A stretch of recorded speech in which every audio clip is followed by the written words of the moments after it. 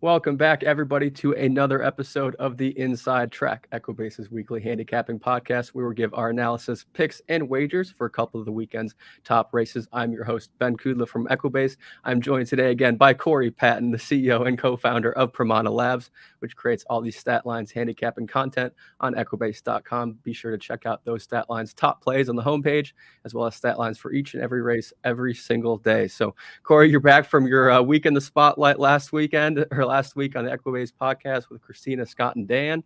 Thank you for the shout out of Chancellor McPatrick. I had my heart broken on Friday, but yeah, we'll get into that. We'll talk about it today for sure. We'll get to that. Yeah, but so many great moments. I mean, Torpedo Anna winning her 5th Grade 1 of the year. Lake Victoria, more than looks, scoring the highest Equibase speed figure of the Breeders' Cup. Moira, the 7th Canadian, and first for Kevin Attard. Straight No Chaser. Christina's husband, Dan Blacker, with his first Breeders' Cup. So many great moments, and I think we should just go through a couple of each favorites. So you're going with the Juvenile and Turf Sprint, and I'll be going over the Juvenile Fillies and the Filly and Mare Sprint, and then we'll both end up going with the Classic. So let's just pull up this Juvenile here. Let's do it. And see what we got. I love the Juvenile race coming into it. I thought it was a really quality crop of 2-year-olds coming into this race. I think it's going to be there. We may not look back at this one as the race that was most indicative of the next year's Classic or Triple Crown series, and I'll talk to you why. I'm not sure exactly. I think there will obviously be horses that come out of this that will factor into that, and this is probably a good quality crop. But I'm not sure that the way the race set up is indicative of how it'll turn out in the springtime. But if you want to go ahead and play the race, I think what you want to watch here before you do that, what you want to watch the one here. this is what changes the race completely right here at the start. So, and that's going to be East Avenue, and you'll watch this horse just a terrible break here, and that changes the entire complexity of the race. Look at it, almost goes down. Just East Avenue ends up last. Okay, and I mean that horse last time grabbed the lead at Keeneland and just kept on going. So this changes the entire pace scenario, and it allowed Citizen Bull, the Baffert horse, to get out on the front end here and really set a super slow fraction. And East Avenue would have clearly pushed that pace. I mean, they go 23-2 right in the first opening quarter, and then 47-4, and then get out there 6 panels at 112-1. I mean, there's no way the pace is that dawdling with East Avenue up on the front end. And so it just allowed this merry-go-round to happen start to finish in this race. So that's what I mean when I say I'm not sure it'll always play out like this. So I think that, if East Avenue breaks on top in his last race, I mean, he set a 23-1, 46-3, 111 and change, cruised home by more than 5 lengths in his last race. He clearly would have pushed this thing at a faster pace. And clearly at Del Mar, races unfold a lot faster than this pace that they did. So you'll see Citizen Bull running a really nice, credible race. He's going to, they go into the stretch here. He's got his stablemate Gaming right there on his flank, those 2 Baffert horses. And they're going to fight it out in the stretch. And Citizen Bull just had the jump on him, and Gaming could never catch him. So again, look, just not much change really at all, except for the horse. The Hill Road is going to come up here and finish up nicely for, Adrian Murray. And I think that's really the one you might want to follow in here, because look at this. Nobody's moving. My horse, Jonathan's Way, makes up no ground. Chancellor McPatrick, evenly, also a victim of the pace. Not a whole lot there. And so I don't know that when you continue on in the future, this merry-go-round is what's going to happen. But look at the 3 coming. Yeah. And he's the only one that bucks the pace scenario. So, ruined the Bob Baffert trifecta there. You got it. Hill Road was dead last after 6 furlongs and then flies home to grab 3rd. And he's really the one to look at bucking the trend going forward. But I'm not sure you can take a lot out of that race as far as how the things will set up in the spring races. But kudos to Citizen Bull, ran a nice race and dictated the pace the whole way. Yeah, and can we talk about how there was a Bob Baffert at 15-1, second it was 6-1 or 8-1? I mean, wild out there in Del Mar. He's the king of California, and everybody just after Citizen Bull won a Grade 1. I mean, getting 10 points on the road. Now he got 30 points, so he has 40 points total for the road to the Kentucky Derby. But yeah, I mean, they just gave that race away. But like you said, it would have been very different if East Avenue had a different start. And you could see on that first turn, first time he got sprayed in the face with dirt, and so Gaffleone even had to go farther back. And the thing, what broke my heart obviously was Chancellor McPatrick, but he really didn't have any excuse. He started out like any other race. Yeah, he's way back, but that's his running style, and he just did not have it that day. I mean, he's a young horse. a lot to improve, learned a lot as well, so I'm still on the Chance McPatrick train. I'm not gonna give him the Pete Rose treatment, but I still think the world of that horse. every Hall of Famer has a rough day in their career. So. Exactly. How many Hall of Famers are there that are really undefeated? So even Zenyatta couldn't do it. And on the Equibase podcast last week, I really liked Jonathan's way coming out of the last couple of races. Really just kind of mid-pack, didn't do much of anything. I also gave out Gaming. Those were the two, and Gaming did exactly what I expected Gaming to do. And Bob Baffert at Del Mar, I mean, that's at that price, kind of a gift. So anyway, the Juvenile, good race. Let's see what you've got. Yeah, let's move on to the Juvenile Fillies here. No surprise really on the winner, but it was a fantastic race nonetheless. Let's see if I can pull this up. Turf Sprint. All right, so you'll be watching the 3 immersive here. Here's your winner, Godolphin Homebred. Really nice start, very clean break. Just mid-pack there, kind of on the inside, staying in between rivals, laying 5th, just comfortable, easy. I mean, she's used to that. She's not really fully on the front end before. She's always kind of stalking, so she used to be in behind horses and just settles in nicely. I forgot what this pace is. But yeah, I mean, she's comfortable. Yeah, solid 22. I mean, it's kind of fast for a mile and an eighth, but she's laying there right there. What is that? Noonie way out there. Yeah, that's a Noonie out there. No surprise. Went way out. Yeah, kind of like Cogburn did. We'll talk about that a little bit later. But Cogburn, and I like the rail horse vodka with twist coming into this race too. Yeah, that's who you picked for the Sorrento back in early August on the inside track, and she ran really well to get second. But yeah, here it's kind of seeming all Noonie. They're still not catching her, but 44 and 9.9, ridiculously fast. Yeah. And here comes your vodka with the twist, and Scottish Lassie. I'm surprised that horse didn't finish better than she did.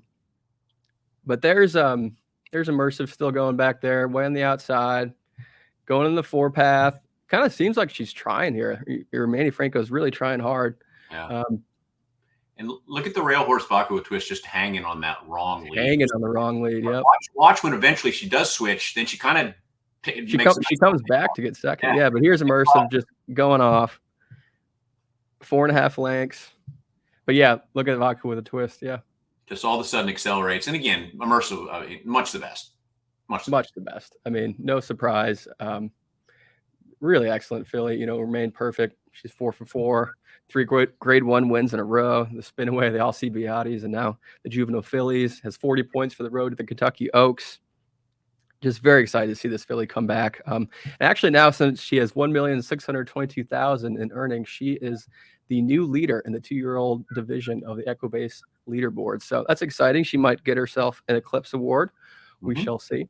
But yeah, other than that, it was a great race. I mean, honestly, 5-2 wasn't bad price. That was a pretty easy lock. But I think now we're going to go to the Breeders' Cup Turf Sprint, where we had a little bit different.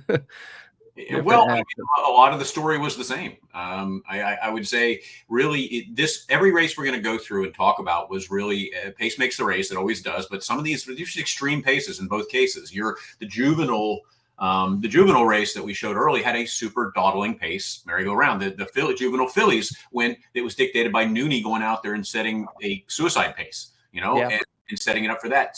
The Turf Sprint here, fastest, horse in the world right now, Cogburn, is going to try to do Cogburn things, and it's gonna end up costing him. So when you watch this horse, you're gonna watch Cogburn break, and you're gonna see the horse kind of right there, exactly the 9, and you're gonna watch. It's just an okay break. It's fine. But then Ortiz has to kind of use the horse. Yeah, I'm interested to see what you think of this inquiry at the end as well. Yeah, exactly. We can talk about that. See, just kind of 9 doesn't break great, doesn't sharpen. Then Ortiz has to use the horse, is looking over. And at this point in time, you see, okay, Cogburn's going. And kind of, just looks like he's letting the reins just loose at this point almost. And Cogburn's going to go out there and do 21.59.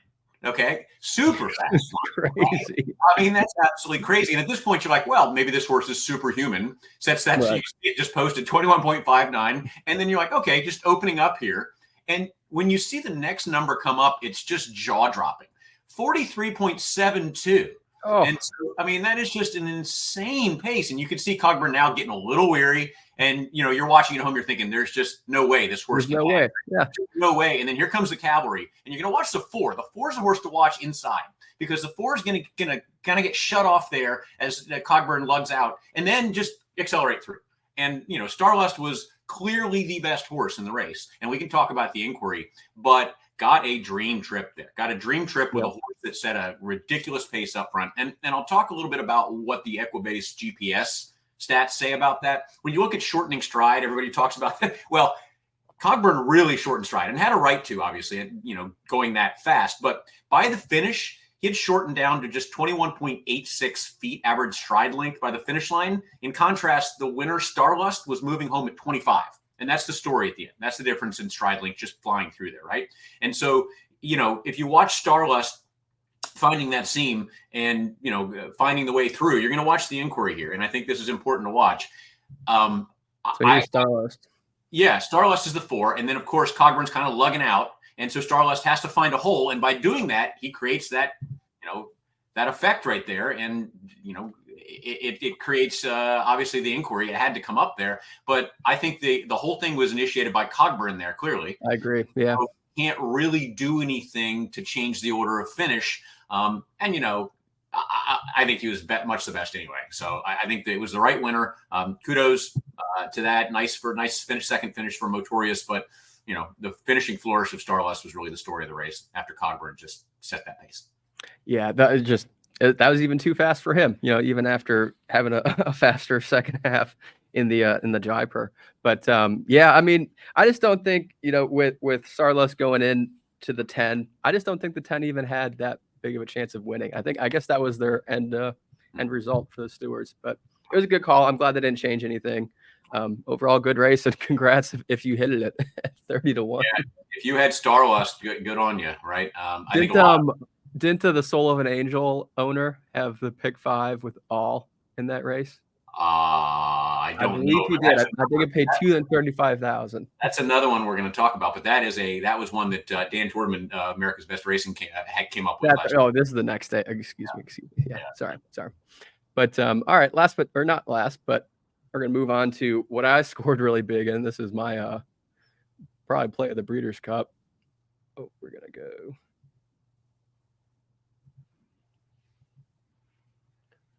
Here we go. Filly and Mare Sprint. You'll see this horse, Soul of an Angel. I mean, we'll just start it now. I mean, is it up well, I don't see it up there on the screen. Oh, excuse me. Apologies, everybody. There you go. All right, so here's the 8 here, the Soul of an Angel. Breaks well, but breaks just dead last. I mean, just completely dead last. You know, that one almost fell on his face too, Frost at Dawn. But yeah, look at her back there. Yeah. I mean, it looks like Seabiscuit, where he's just like, come on, Red.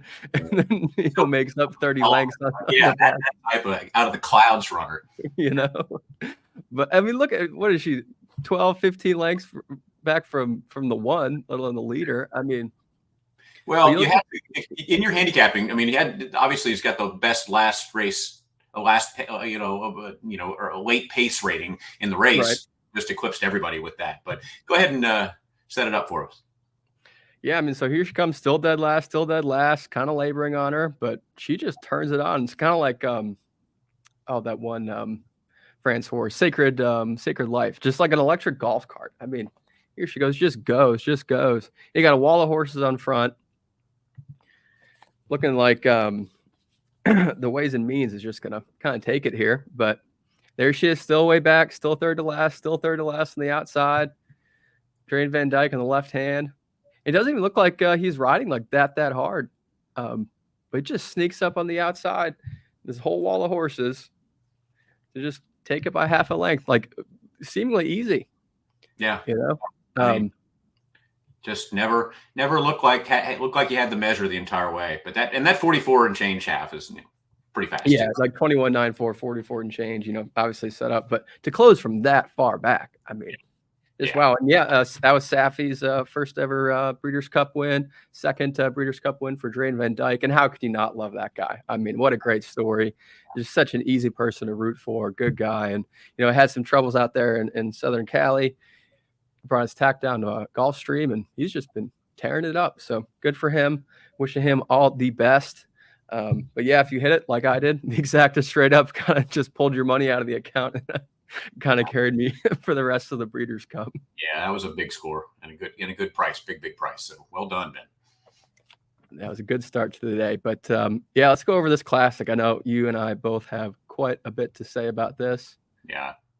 Yeah, and I think as you pull this up, the classic, again, it's going to go back to it's another pace situation. It really, the whole weekend was when you watch the clock in the race, you could figure out what was going to happen, especially in the classic. And, in this one, I'm not sure who your pick was coming in. I love Newgate. I picked Newgate on the inside track as well.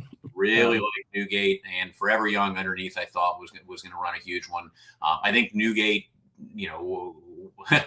spoiler alert, does not win here, but ran a good race. I think we're not wrong in picking that. But when you watch the race, and you're going to go ahead and just let it roll here, you and I, a couple things to talk about. See what Derma Sotogate does with the fractions here in this race. And he's going to go out there and he's going to put up some really wicked fractions going this distance. And, at that point, you can see kind of in the back, Sierra Leone is going to sit back there in the back and going to love what he sees up in front of him, right? And a lot of horses. There's a cavalry up there going 22 and 0.43, 44.96 per mile and a quarter. Come on, this is insane.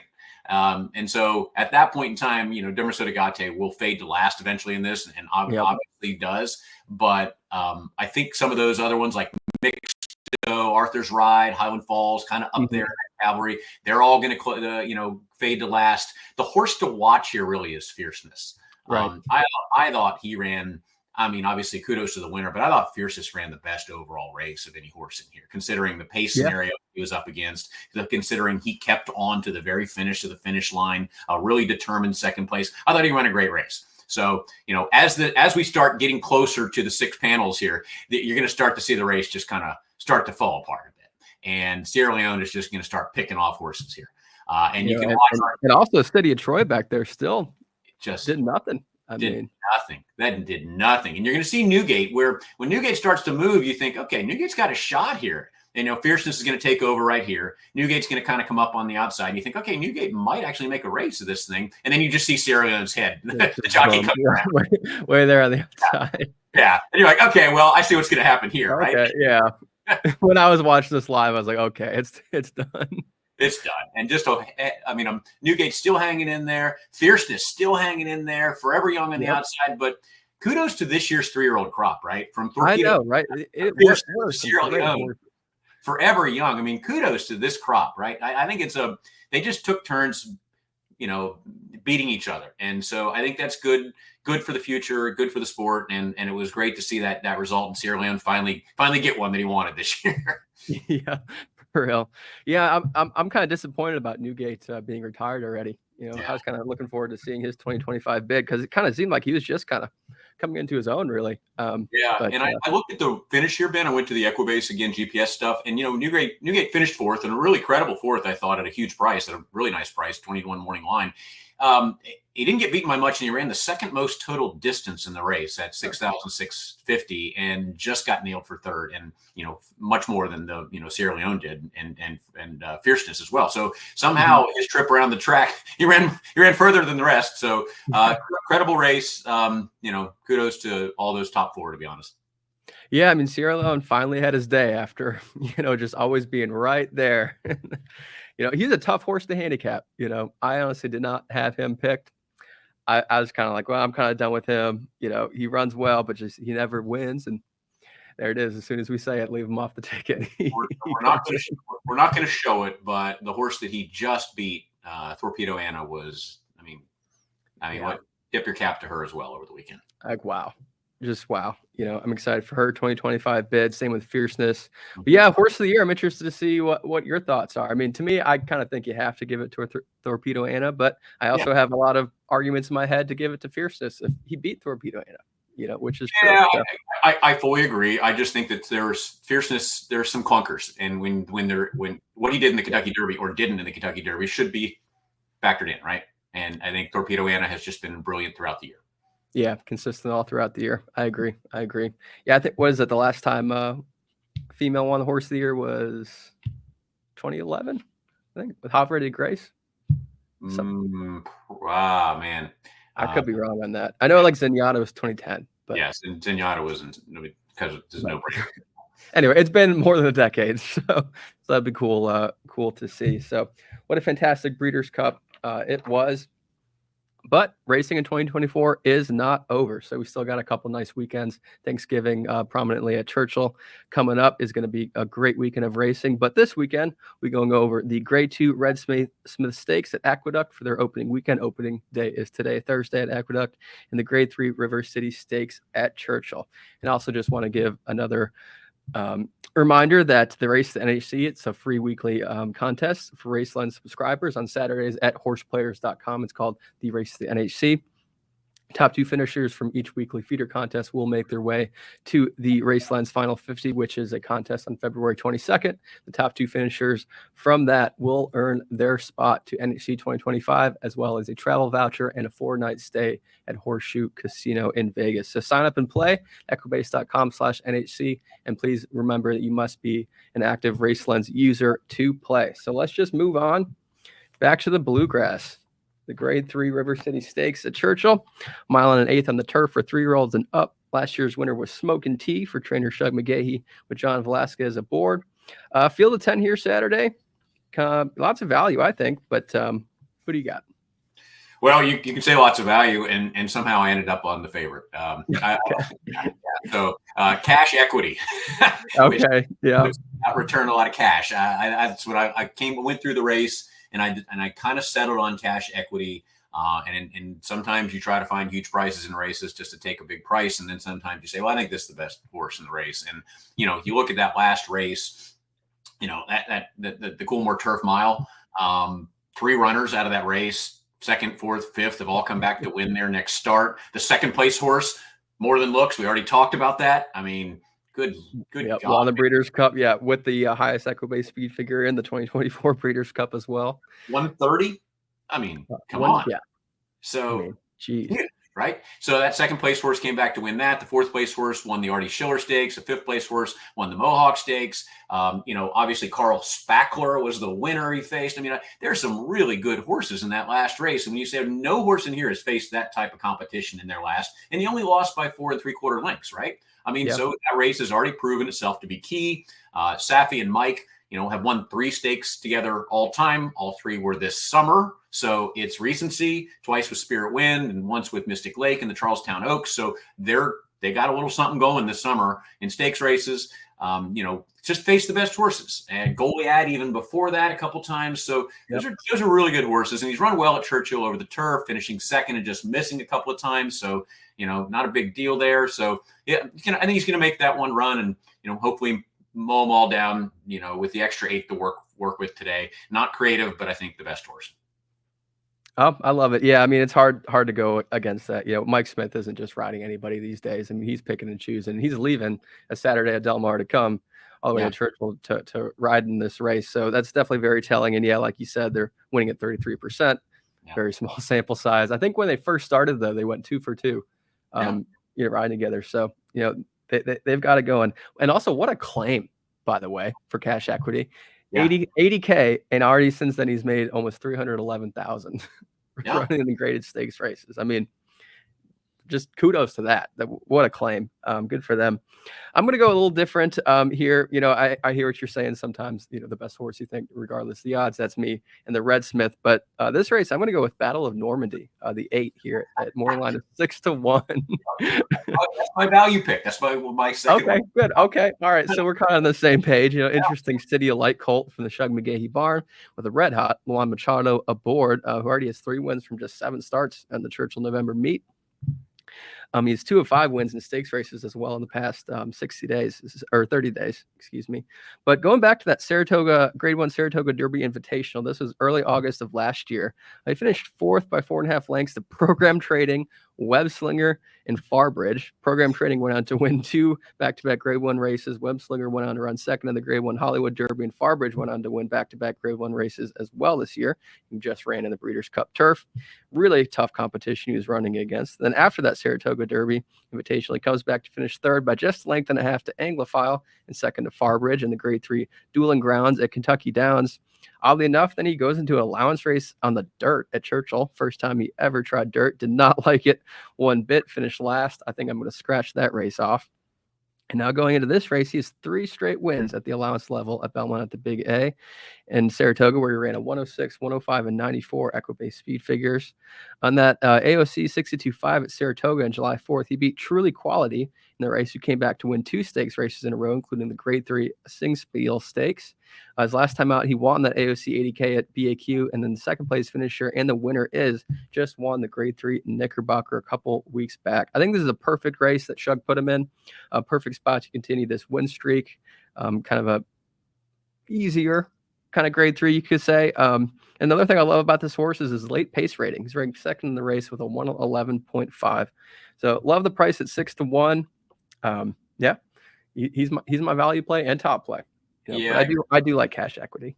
I agree. I mean, Battle of Normandy was the other one that I just looked at and I said, look, I love horses that like to win races. I mean, regardless of what condition, what level, they like to win races. This horse likes to win races. And also, look, these are allowance or AOC races. And the last 3, you've had Pratt, Rosario, gets Machado today, the hottest jockey in the circuit right now. I mean, like these, you can kind of see what's going on here. I'd be surprised if this horse doesn't have a pretty nice showing on Saturday. I agree. I think actually the 1, Emmanuel, is going to be a decent price. I think he'll keep it that 7-2 with cash equity, taking all the money. But he's got the best early pace in here with a 109.9, best average class in here as well with a 115, best average speed of a 108. He hasn't run less than 100 Equibase speed figure since August of 2022. That's 12 straight races of throwing a 3-digit speed figure. Yeah. Mike Maker and Luis Saez as well. They went at 32% in turf races at Churchill Downs in the past 3 years.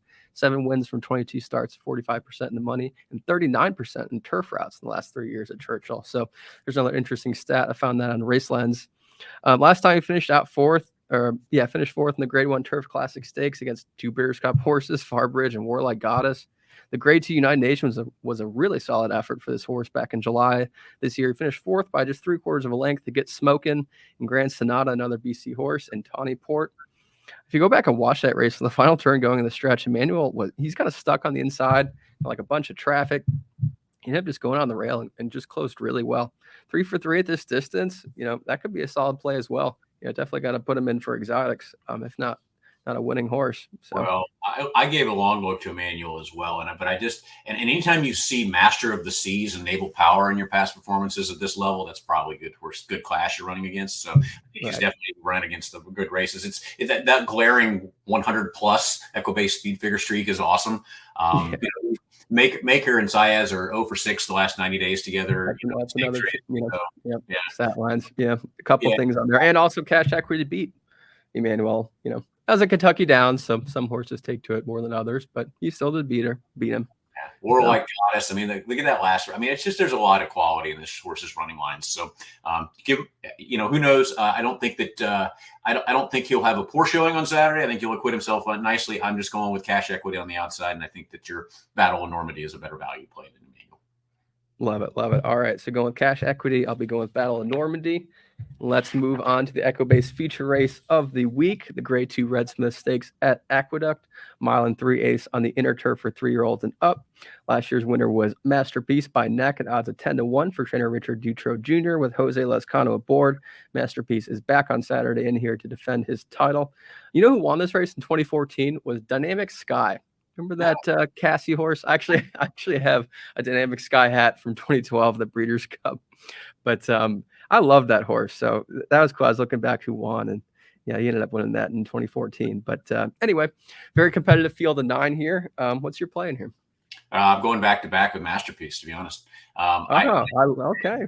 I think that when you look at these races, these long distance turf races, sometimes can be really hard to handicap for folks that haven't done this a long time. This one's not really an exception. I mean, it's hard. I like to look at these types of races. I like to look at horses that have proven their class at the distance, because you just sometimes you don't have enough of these longer races to really get a large sample size. Sometimes you're just not sure how horses are going to take to it. So when you look at Masterpiece winning the race last year, clearly likes the distance, likes the track, likes the service cycle, likes all of that stuff, and has competed in 5 graded stakes on the sod since, facing the likes of, Warm Heart, I'm Very Busy, Johannes, Cabo Spear. Like, those are good horses, right? And so he's definitely run against the best. I mean, an 8-year-old, it's a hard knocking old horse at some point, gonna take a step back, but I think he's got one more in it. Loves the Aqueduct track 2 for 2.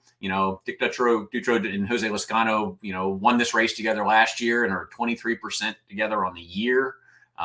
2 for 5, 40% in a place finish in turf routes at Aqueduct the past 2 years. Dutro is so, gets it done at the over the track.